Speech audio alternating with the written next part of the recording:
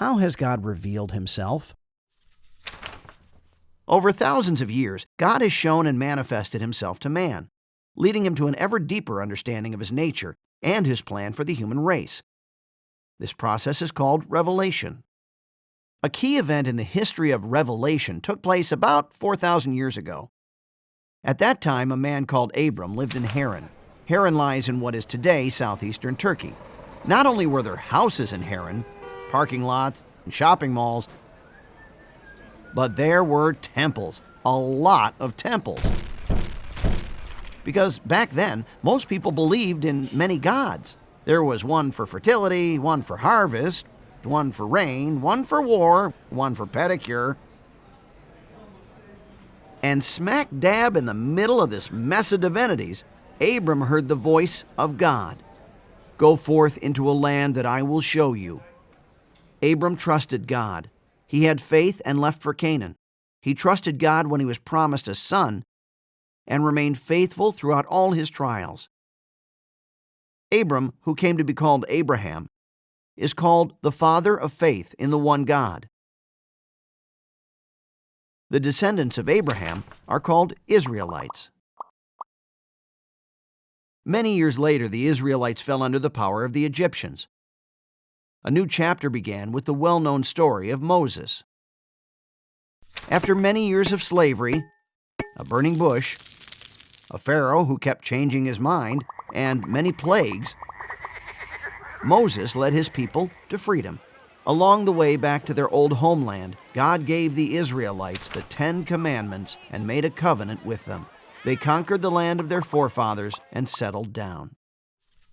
Years came and went. Then the Israelites demanded a king and were given Saul. His unhappy rule was succeeded by David. Under David's reign and that of his son Solomon, Israel experienced a period of prosperity. The Temple of Jerusalem was built. Then the kingdom fell apart, and Israel became the pawn of its powerful neighbors. First there were the Assyrians, then the Babylonians, then the Persians, then the Greeks, then the Ptolemaics and Seleucids, and eventually they were subjected to the rule of Rome. During all these centuries, the people of God experienced a roller coaster of a history that was often painful. And through all of this, God revealed himself. That is his pedagogy. He speaks not only through his prophets, but also through the history of his people. And the people slowly began to grasp who God is. They began to understand that one could be a slave not only to the Egyptians, but to sin as well, that they also needed an exodus from the bondage to sin. They realized that their promised land could only be a pale reflection of their true heavenly home. They recognized that despite all their effort, the law will never make men truly just, that God's action is necessary for that. They realized that a Savior was needed, a Redeemer of mankind sent from above. And then 2,000 years ago, in the fullness of time, as it is said, God did act. No, a little further to the left. Jesus, the Redeemer of mankind, was born in Bethlehem. His coming was different from what many had anticipated. He was no colossal warrior or superhero ready to rumble with the Romans. He preached peace in the midst of oppression. He battled hatred with love. He gave us life by his own death.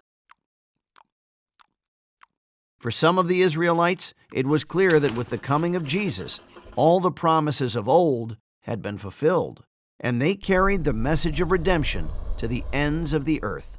They were soon called by the name Christian, and today they form the largest group of believers on earth. This is the short version of the history of the revelation of God. What we find is not a collection of heroic tales. We encounter holiness and sin, oftentimes in the very same person. And in between the lines of this history of saints and sinners, God reveals himself.